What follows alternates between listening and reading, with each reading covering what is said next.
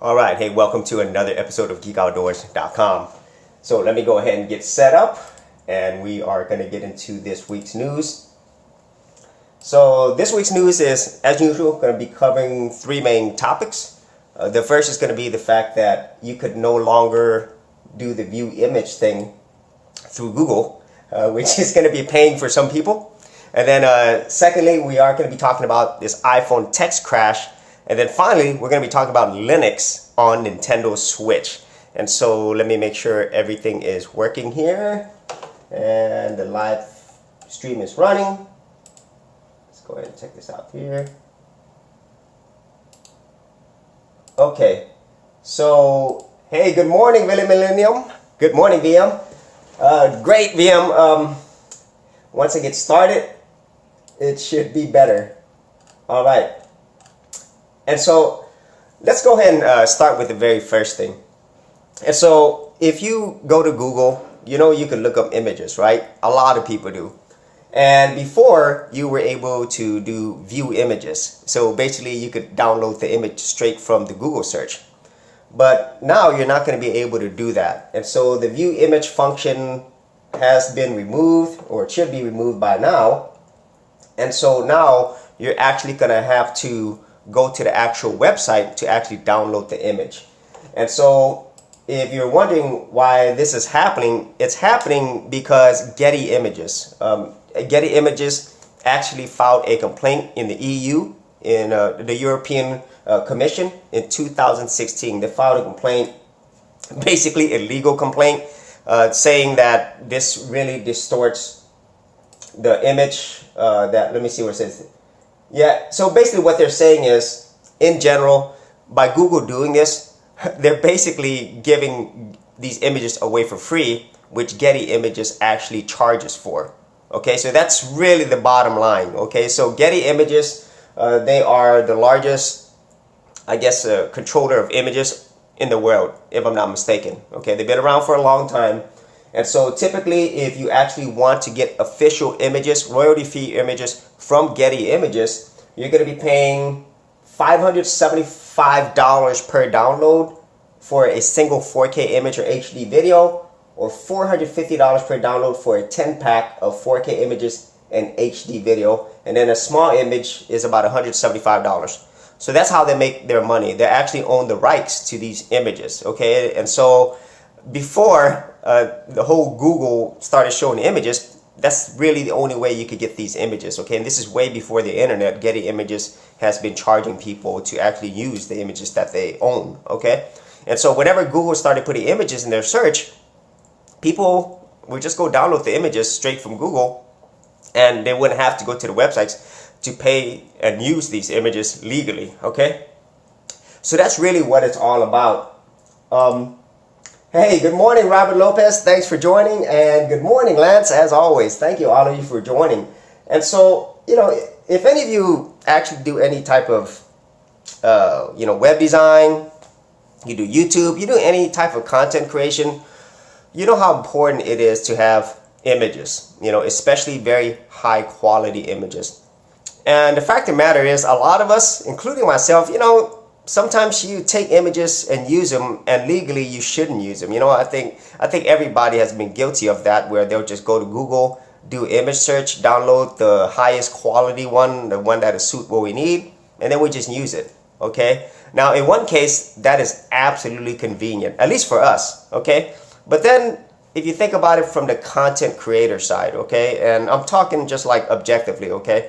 If you're a content creator and you created something, say you are a photographer in this case, or you create videos like myself, or you write a blog post or something, and then somebody downloads your stuff for free and then reuses it, and then they make money out of it, or use it for whatever without your permission, then I could see where, you know what, that's not right. Okay, I would not want my stuff stolen and then reused without my permission, or used in a way that I don't really agree with. Okay, because I'm the one who created it. And so I could definitely see where Getty's Images stance comes in this case, you know. And Getty Images, they've been into a lot of controversy a few years ago, mainly because they were trying to claim images that they did not own, and they wanted royalty fees or licensing fees for them. Okay, so they're not, you know, they're not innocent of anything in that case as well. But in general, that's really why it's being done. Now, personally, I myself, you know, I understand why they're doing it. Just what I said earlier. If you are a content creator, you create things, you do want to protect the things that you have. Okay, I completely understand that.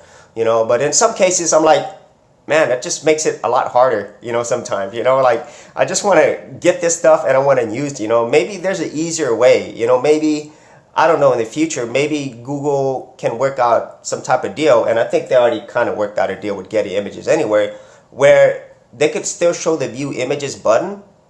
But there'll be some additional watermarking or security that will allow people not to just simply steal the images from Google directly, okay? Or if they try to, the image would be unusable, you know? So if you do any type of photography, you know that there's many ways that you can protect your artwork, okay? Through watermarking, and then there's also more sophisticated things as well. They could also track images as well, okay? And so there are ways that you as a photographer to actually protect the rights of your creation, okay? But in this case, I'm just thinking like something in the middle, you know, where people can still get access to these images and download them, or maybe do the view image a lot easier. And then if they do decide to download it or use it, then there would be a way for the actual rights owners to be compensated, you know?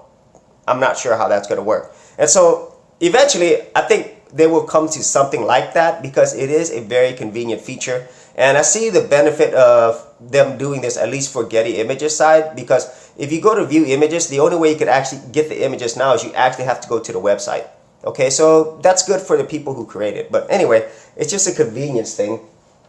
Hey guys, good morning, and thank you for joining.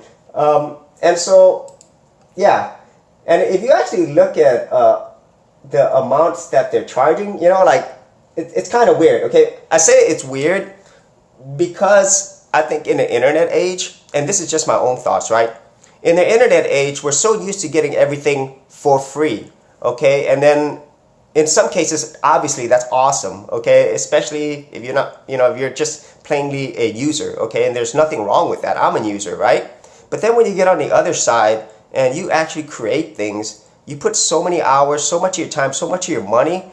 You sacrifice a lot of things to create these, and then when things are like taken from you like that, you know, it does hurt. I'm not gonna lie, you know. And nowadays, before I became a content creator, before I started creating my own things, I was just looking at it from one perspective, a user's perspective, a consumer's perspective. And I always thought that, I don't know why they don't give this stuff away for free. You know, I mean, that's what I was thinking back then. And if you've been around long enough, okay, this isn't anything new, okay? Before, you would get free versions of Windows, Adobe Photoshop, I mean, all types of programs and games. I mean, all of us understand that, right? I mean, and there's been many places out there way before Pirate Bay existed. You know, if you think of days of Napster, there's been so many sites. Kazam, okay, I mean, I've been there since the beginning. And so back then, when the internet was just starting, people were just used to getting everything for free. You know, they just wouldn't pay for anything. But then as you get older, as the internet matures, you'll realize that these things are very important. You know, when you create something, and this has been around for a long time. And so when you create something, I really think that whenever people just simply steal it and then reuse it without your permission or without getting compensated for what you created, you know, I could see now where whenever I did those things when I was younger, I never thought about it that way, okay? And so if you are the type of person who still feels like everything should be free to you, then I would recommend that you try to create something, you know, because you actually get more of appreciation for other people who create something. And that's really what I'm trying to say, okay? There is no judgment out there from my standpoint, because I have done it before. But what I'm saying is, if you do become a content creator and then things like this happen on the internet, you won't automatically get angry. You know what I'm saying? So, yeah, so hopefully they'll come up to a good option that's in the middle that serves both users and creators, okay? So let's go ahead and get into the second bit of news, and that is iPhones are crashing because of one character. Okay, and that is it's a Telugu character. So this is the Indian language. It's one of the languages that has the Telugu, and so there is this one character, and I think Mozilla researchers found some more characters in other languages that basically crash your iPhone in terms of if it has any type of messaging, you know, like iMessage, Yahoo Mail, I think even Google Mail. And so if you send anybody this particular Telugu character, it'll cause their phone to either loop over and over, or it'll just cause it to crash. And this is kind of, I mean, it's kind of like, what can I say? It's scary in one case, okay, and I really mean that, because it's something simple and it could really affect your use of your phone. Or I think about it another way, it could also compromise security as well, okay? And the second thing is, this is on the heels of another related bug last month that had to do with a Chai OS bug, where people would send a link, and this happened in January. It's Chai OS text message. They would send in a link to iMessage, and it would cause iMessage to crash.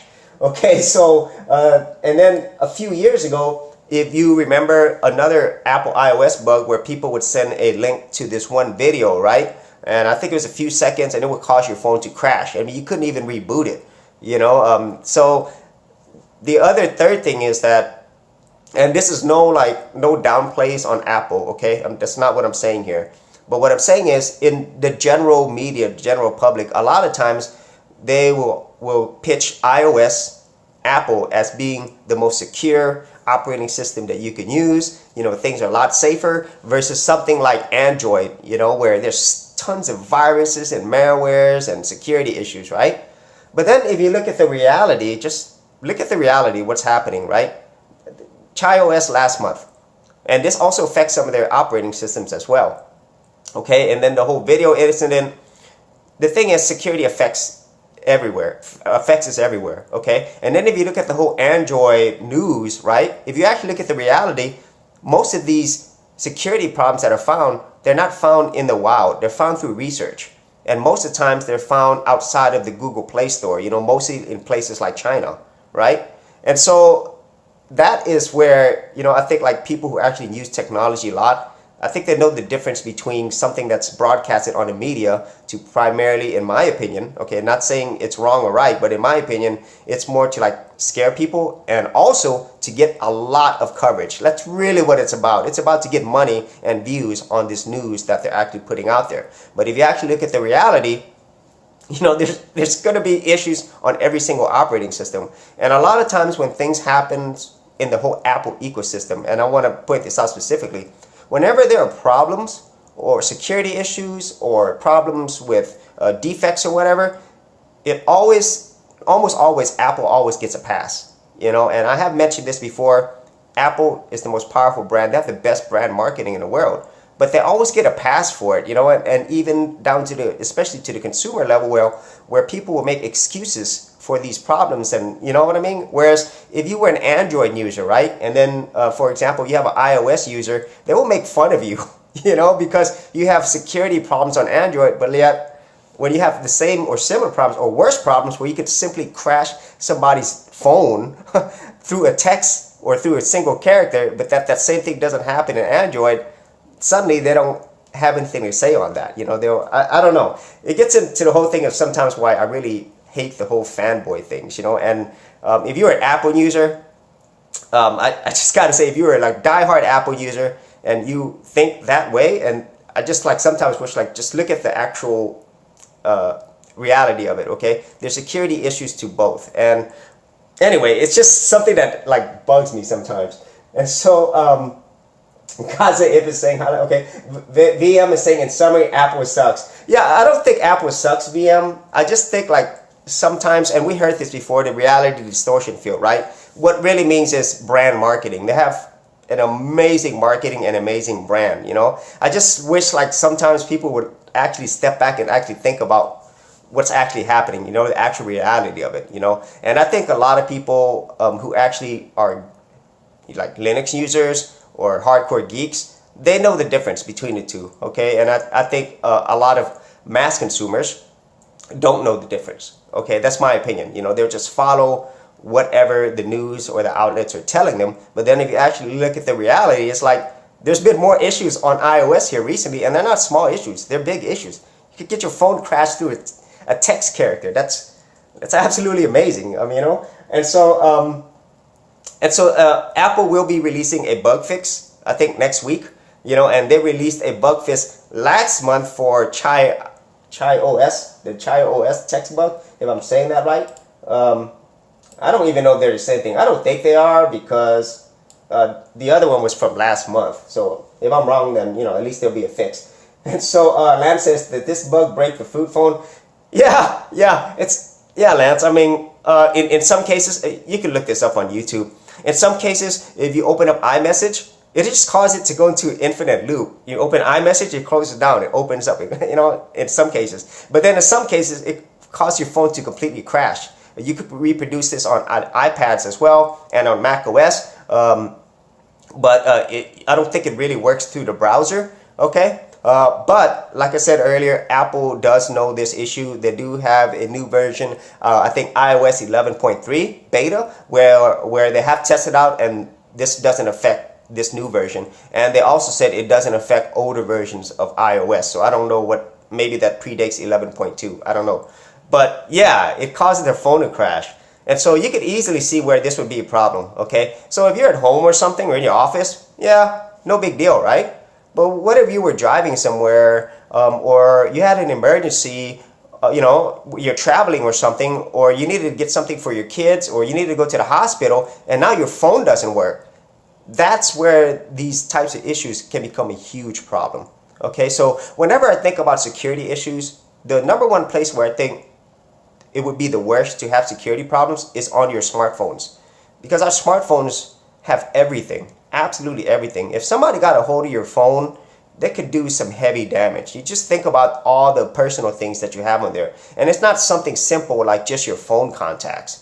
It has your Gmail account, right? Most people have a Gmail. It has your Hotmail account, or not Hotmail, Live account, your iPhone accounts, and those have access to a lot of things. And then maybe your Facebook, all your social media stuff, they could do some heavy damage. And also a lot of people, they do everything on their phone, and I don't blame them, I do too. You could have your banking apps on there, right? Your investment apps. I mean, there's so many personal things on there. And so that's why security, in my opinion, the desktop, I don't really think too much about security on my desktop, okay? I'm worried more about security on my phone, and a lot of these security loopholes or breaks, they don't actually need access to your phone directly. You know what I mean? They could get through apps, messaging, like this case, text message. It's just a really complex area, but it's also, like, in my opinion, like super scary, you know? I don't know, but maybe that's just paranoia, but I think about it that way, you know? So whenever security things like this happen, and not all security things that are related to your devices are actually reported on the news, okay? Let's just understand that, okay? It wouldn't be good for business. Let's just be real, okay? Let me see. Gaza's saying the sheep will always make excuses. Yeah, and Gaza, I really want to be very specific on that. I am not saying all Apple users or even all Android users are like that, okay? I'm just thinking about the extremes, okay? Like the ultra fanboys, you know, if you go to, or ultra fangirl, if you go to an ultra diehard Android user, they'll probably be very similar to an ultra diehard Apple user, right? I mean, where they only see one point of view and that's it, right? But in my opinion, for some reason, the Apple users, like the diehard ones, they annoy me more than the Android users, because of the simple fact that normally the Android users, they're a lot more knowledgeable about technology and stuff, whereas Apple users, and this isn't by mistake, Apple designed it this way. They market to certain demographics, all right? Apple users are more, I mean hardcore Apple users, okay? I'm not talking about you just use an Apple device. I use an Apple device, okay? What I'm saying is the hardcore, they're like, they don't really know what they're using, okay? And so I might get a lot of hate on that, but that's just my opinion, okay? Guys are saying, I'd rather have a carrier pigeon than an iPhone. VM is saying that is called engineer's meltdown. Maybe. VM say, good thing that jailbreak is easy and you can replace iOS with Lineage.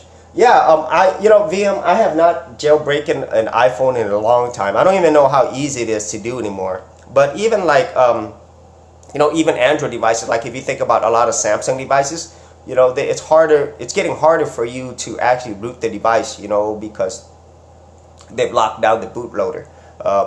Yeah, you know what I'm saying. They've locked it down to where it's not as easy to do anymore. Whereas back in the day, it was easy for you to root any Android phone. Okay, and so hey, Carlos Henrique de Silva. Hey, thank you, Carlos. Thank you for joining. And I think, Carlos, if I recognize your name, you're from Brazil. So hello to Brazil down there. Let me see. All right, VM saying they tried to make phones computers. They tried in the worst possible way. Welcome to smartphones. VM is saying nowadays it's pretty much root with one click away. Yeah, VM, I have not rooted an Android phone in a while. I mean, so are you saying it's easier now to root than before? Because back then I used to root my Android phones, and even though it wasn't super easy, it wasn't super hard. I'm just like thinking of like stuff like the Samsung devices where they lock down your bootloader, So I don't know if that's the case. I haven't rooted an Android phone in a while. And so let me see if there's anything else on there that they were going to do. So patch with the software update. Okay, so here's the thing though. If you didn't see earlier, since we're talking about mobile phones, earlier in the week I did a video on let me see, KDE Plasma Mobile, and I was really pleasantly surprised by it. If you haven't seen the video, I'll leave a card up there somewhere. But basically, I actually tried out the latest version of KDE Plasma Mobile. I think this version came out in January 25th, 2018, and so I didn't actually put it on my phone. I put it in a virtual machine, and this kind of gives you a glimpse of things to come. And we talked about this before. Things to come in the whole Android mobile space. Like I'm sorry, not Android, Linux, Linux for phones. And the thing that I saw was, to me, it's really reassuring. Okay, I'm actually really happy that they have come this far so far, because Linux on the phone, in my opinion, it's always been a dream, for me, because besides creating my own Linux operating system distro, which I'm still working on, I always want to take the whole Linux experience on my phone. And Android, to me, I mean, I've said it before, it's not Linux. It's not. It just uses the Linux kernel, right?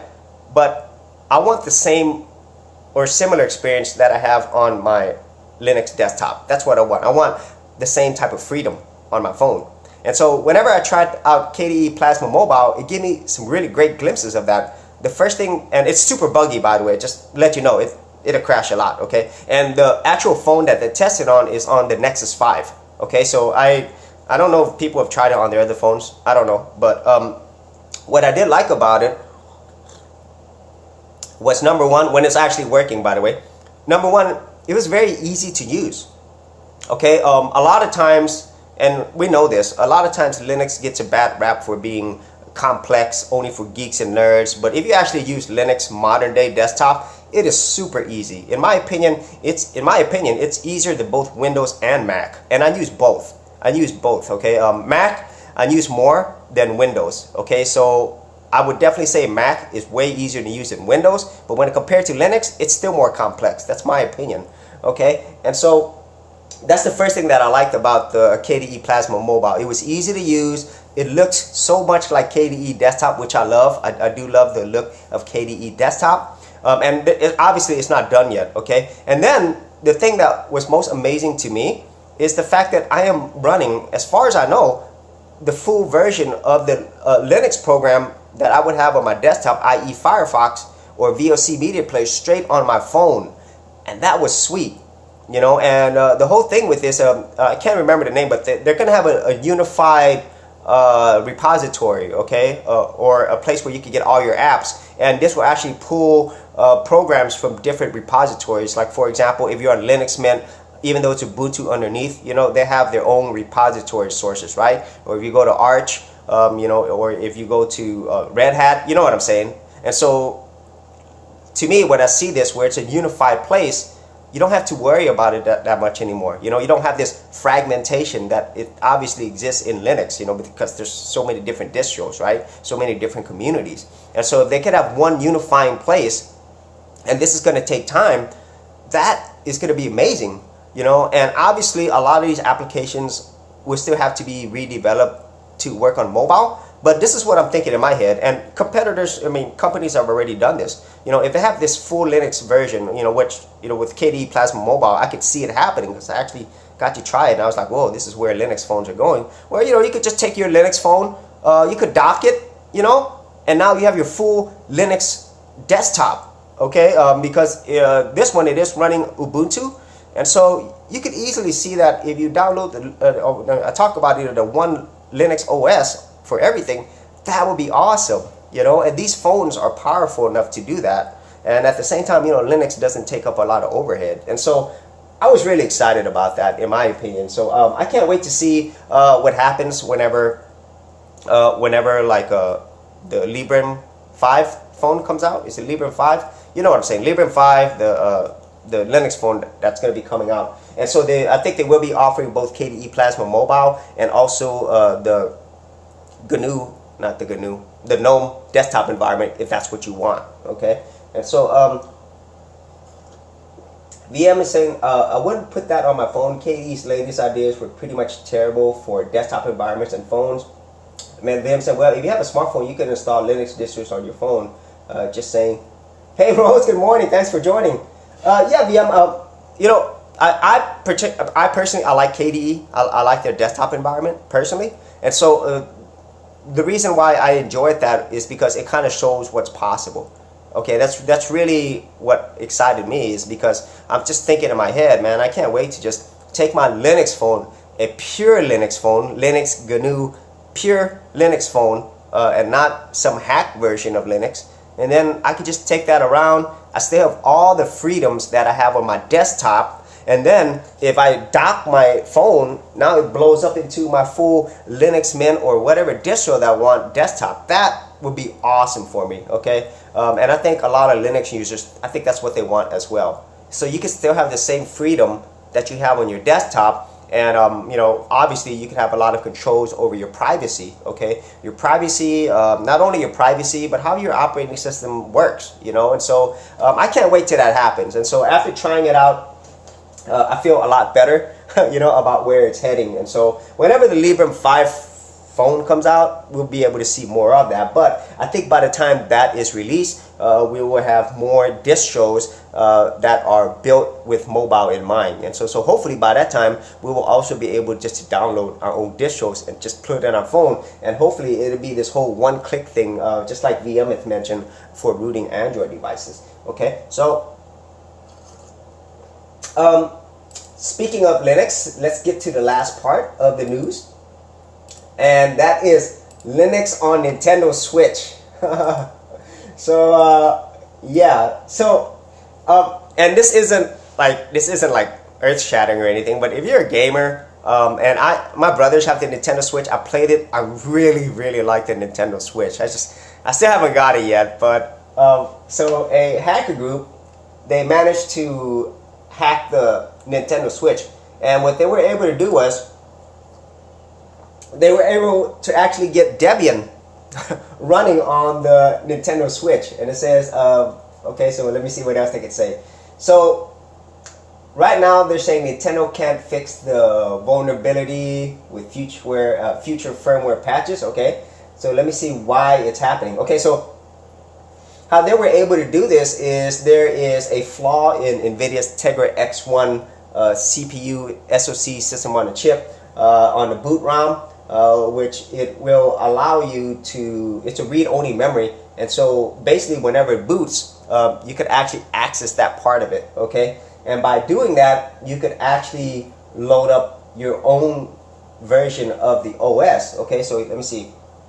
So the ROM is stored on a chip, okay, and it can't be altered even after that. So even if Nintendo issues a software update, it won't affect the boot ROM because it is hardware based. Okay, so Mm. Okay. So in some cases, in one case, I'm like, man, that is so cool. But in another case, they just hacked something. They just hacked the hardware. And if this works as it looks like it does, and I guess they make it easier, then you could easily see how people could actually run actual full distros on their Nintendo Switch, because obviously the Nintendo Switch is a pretty powerful piece of mobile hardware. And the ones that did, I think it's called Fail Overflow. And so I could see it here, a picture of it. It actually has the command line login prompt. Yeah, that is funny. It has a login window. Okay, so you could actually run homebrew games on there and stuff. And I'm thinking, since it is a Debian-based distro, you can run Linux app as well. And this makes me think of something. Okay, and you remember when and this has happened for a long time. Even like I remember the original Xbox. You know, you could hack systems for as long as I can remember.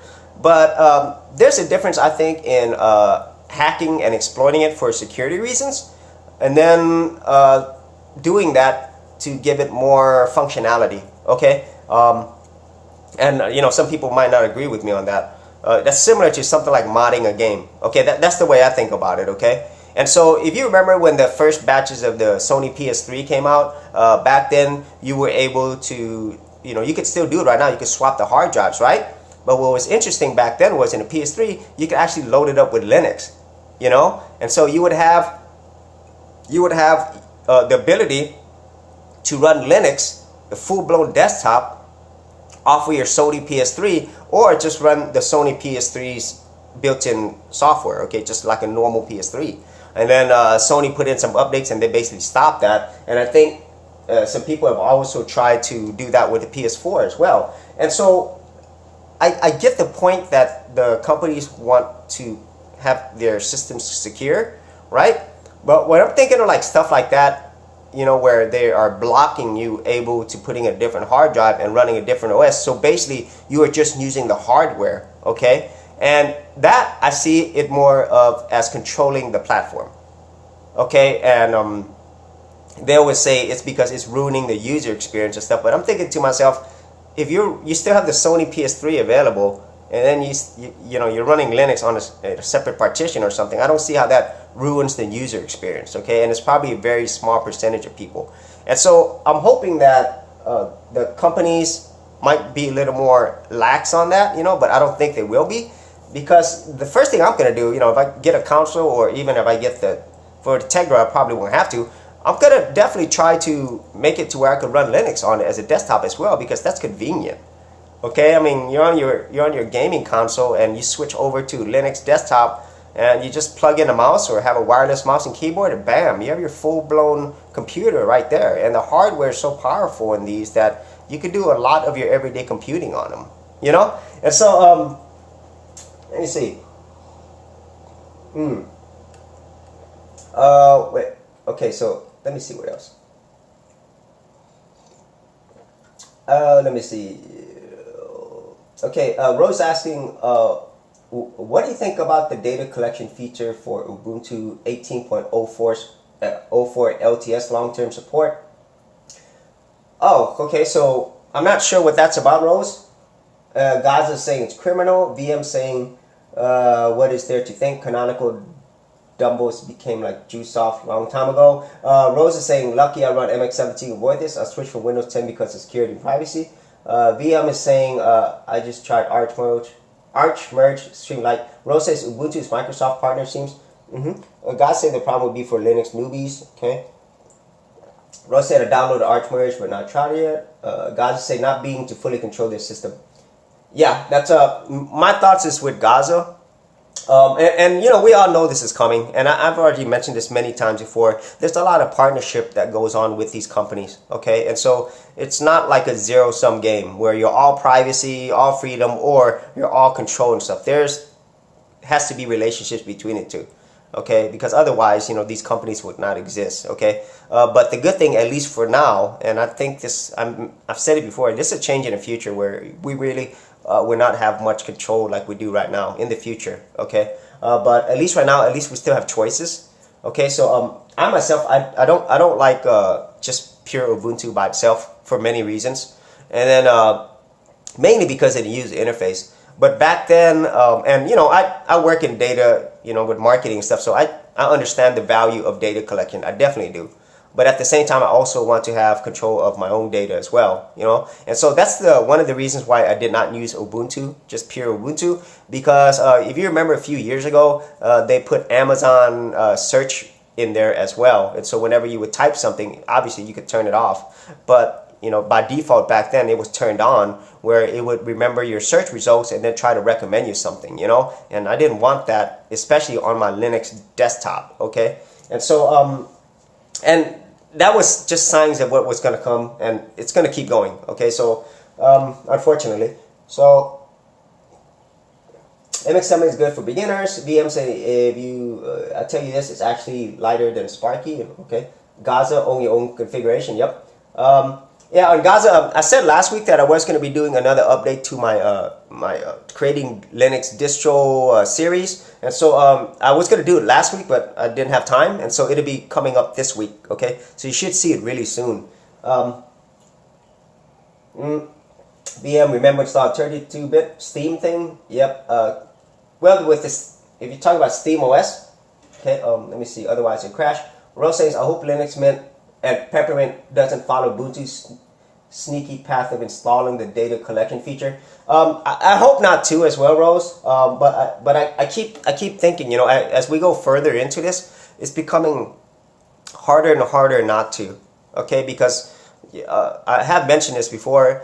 In the whole Linux community, in one case, it's awesome. We're able to get a lot of this stuff for free. We're able to support the community. But the reality is, it costs a lot of money, you know, to actually keep things running. Okay, so at some point, a lot of these Linux distros and communities, just my own personal opinion, they're going to have to embrace some of that.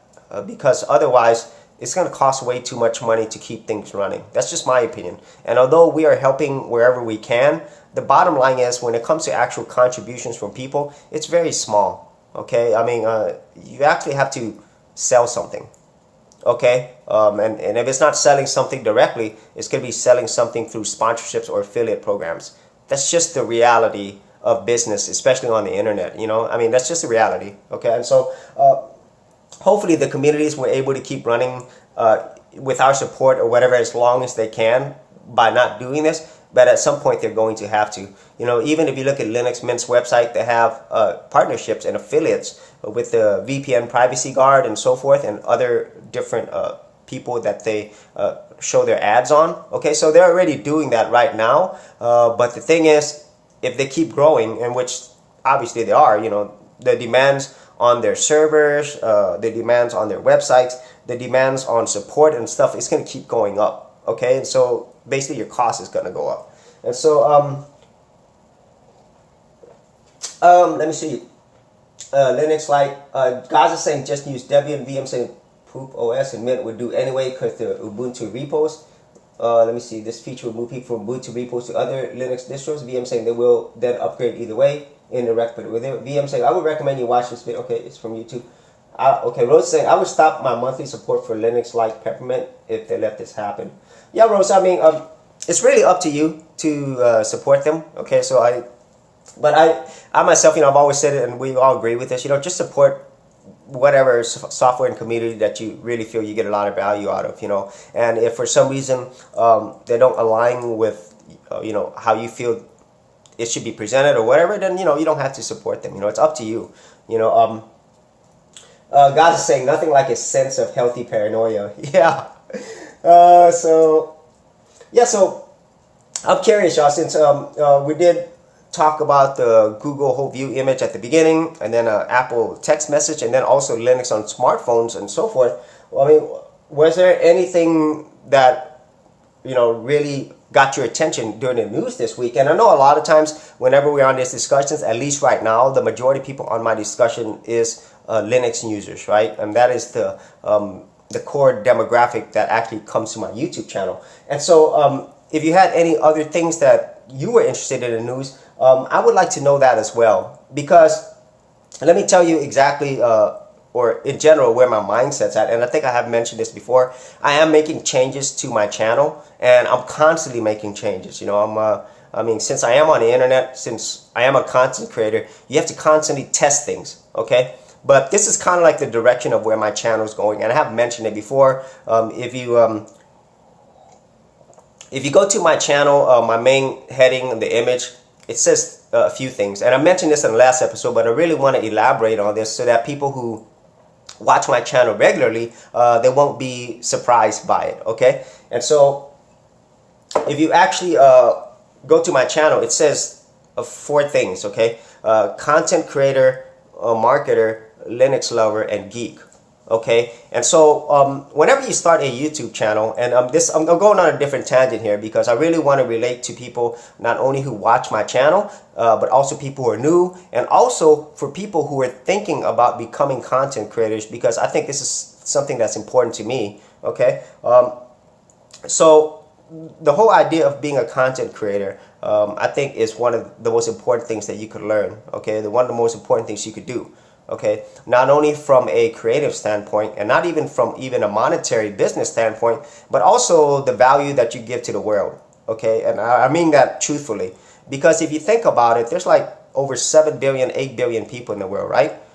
Never have we, at least in our time, have actually been able to have technologies that will allow us to connect and speak to people all around the world, and also, in my opinion, do something greater than yourself, okay? And I really believe that, and a lot of people, I think, and I go back to the whole entrepreneurship things, all of them do something greater than themselves. And so I really feel that when you become a content creator and you do it consistently, you're doing something way bigger than yourself, okay? And that's my opinion. And so a lot of the things that I create, you know, maybe only one person gets something out of it, okay? Or maybe nobody gets something out of it. But the fact of the matter is, you've created something that could potentially provide value to somebody else around the world, and it could last for years. And I think that's extremely, extremely powerful, okay? So that's first and foremost. I will always be a creative content creator first. That's my #1 thing, okay? And then secondly to that is, I'm a marketer. I mean, I think ever since the beginning of my channel, I'm straight up with it. This is what I do, okay? I mean, and if you're seeing my videos ever since the beginning, I have over 600 videos published, but behind the scenes, I have over 800 videos, you know? And if you've watched my channel, I sell you stuff, okay? I mean, I promote products and services that I like. That's part of my marketing. If you look at the way I design my channel, my sites, my social media, all that stuff, that's not by mistake, you know? That's by design. I'm a marketer, okay? And so I'm always honest about that, okay? And then the other thing is, and as you know, I'm a Linux lover. I love Linux, okay? But I love Linux in a different way, okay? Because I think a lot of people who watch my channel, they are Linux users, but they really know Linux. They really love Linux. You know, I love using Linux as a general Linux user. I've been using Linux for more than a decade, but I'm not like heavily into the Linux community. And once again, I'm honest about that. I am not the person that you want to come to if you want to know everything about Linux. There's been many other channels, pure Linux channels, that do a way better job than me, and I have recommended them in the past, and I'll continue to recommend them because that is not the area that I'm most focused in, okay? And so a lot of times when I talk about these Linux things, a lot of times I'm talking about it from only my perspective, okay? So a lot of the ideas and stuff that I talk about, I get it from you, okay? And then the final thing is, I'm a geek. I'm like pure. I've been a geek since I was young, and so if you watch my channels, like 600, 700, 800 videos, I talk about stuff that I think most geeks like. You know, I love all the technology stuff. I love video games. I love movies, sci-fi, anime, and stuff. And if you didn't know, I will pitch it again. I have 2 other channels because I was making so much content that it doesn't really make sense to put it all here. I have a movies and gaming channel. Okay, so basically the direction of this channel, where it's going, it's going to be going more towards the stuff that that I really enjoy. Those things that I talked about: content creation, marketing. Still Linux. Linux is not going anywhere. It's always going to be a part of me because I love Linux. But it's going to be like stuff that I enjoy, and then stuff that I think from the people who are here give me ideas on. So it's going to be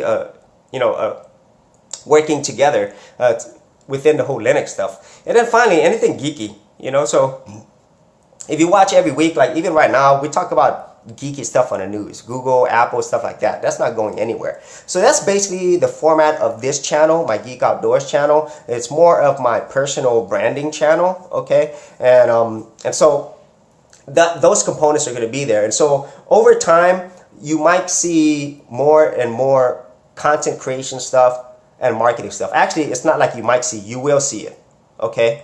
But you'll also continue to see the other stuff, the Linux stuff, and also geeky stuff as well. So I just want to let you know, if you've been a long time subscriber, or more likely long time supporter, I would really want to thank you, but I also want to let you know that's where it's heading. And so let me see, any chance of Google Hangout with your main followers?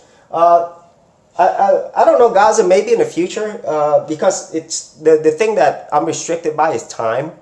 Okay, and that's why I do these live episodes. You know, I could, if I wanted to, I could do more live episodes, but that's really not the point of my channel. Okay, because I know what's happening on a YouTube end. Okay, YouTube, obviously, if you've been keeping up, they've been changing their policies, they've been demonetizing channels, they've changed their metrics, their algorithms. Okay, so if I actually wanted to get a lot of views and a lot more subscribers, all I have to do is make a whole bunch of Linux videos and have a whole bunch of live shows. But that's not what I want to do. Okay, that's not what my channel is about. If I did that, I would just be like any other Linux channel. Okay, and that would not be me. Okay, I mean, that's not who I am. Okay, I'm not only Linux. And so maybe in the future, but probably not, Gaza. You know, if it makes sense, I might, but probably not. So VM is saying, check out Audible. It's a free open source new privacy focused web browser. Okay, privacy focused web browser. Rose is saying, and make a video on it, Linux phone. VM is saying, unless marketing doesn't affect you at all. Yeah, VM, I do want to say one thing, okay? Like, whenever I make these types of different videos, and like I said, that's why I want to mention those key categories that I enjoy. And also, I want to make sure that, you know, whenever I'm making these, it's only for certain people, okay? And I've said this before, and I'll say it again, you know, even early on, if my videos or my content does not really work well with you, because I do like to work well with the people that are actually supporting me and watching me. You know, I want it to be like a relationship type stuff. But, you know, at the same time, I want to be sure that's something I enjoy. Okay, because if I'm just doing things because other people want me to do it and I do not enjoy it, then it becomes a job. You know, or something that I don't like to do. And I don't think anybody likes doing something that they don't enjoy.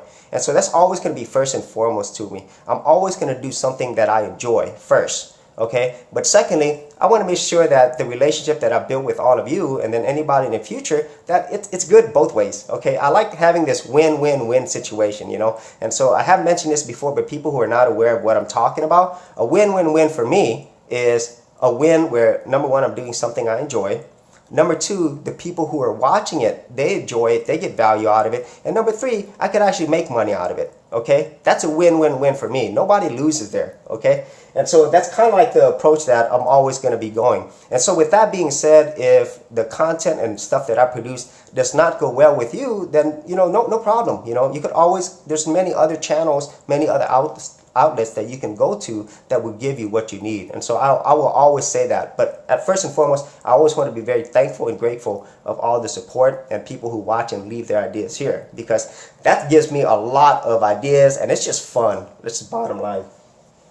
And so, yeah, it's I'm going to go ahead and end this episode off. And what I'm going to try to do, y'all, is on my live episodes, a lot of time it's 3 main topics. I might try to change it up a little bit in the future. Because at some point, you know, I don't want it to get to a point where we only have like the same types of discussions over and over. Okay, and I want to like try to do it in a way where the people who enjoy this type of stuff, we can make it good for both of us. Okay, so maybe in the next few weeks you might see changes to the live episodes. I'm not sure yet. I'm still trying to think of better ideas to where all of us could have more fun, because I don't think you want to see the same thing over and over. And in my case, I don't want to talk about the same things over and over as well. And so look forward to that. And if any of you ever had any ideas, please let me know. And so Carlos is saying, I started to see your Overshot tool, very good. Who knows, in the future I do not create a channel. Thanks. Thank you, Rose. Thank you, Geek, and everyone. So first and foremost, let me thank everybody who's here, because you know, I really feel it's so important to have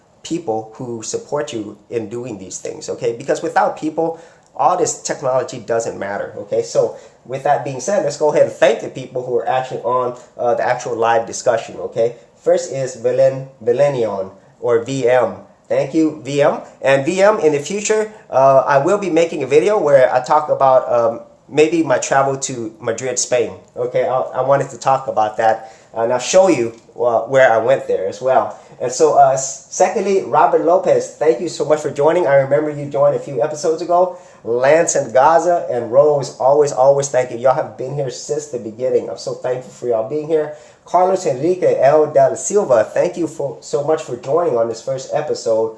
And make sure I don't miss anybody.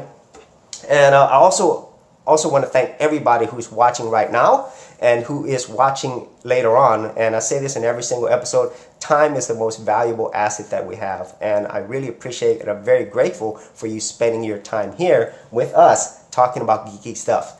And so if you had any other thoughts or ideas, please leave it in the comments area below. And as always, if you did get value out of these videos, be sure to subscribe. And if you did want to support my channel further, you could do that at patreon.com/geekoutdoors.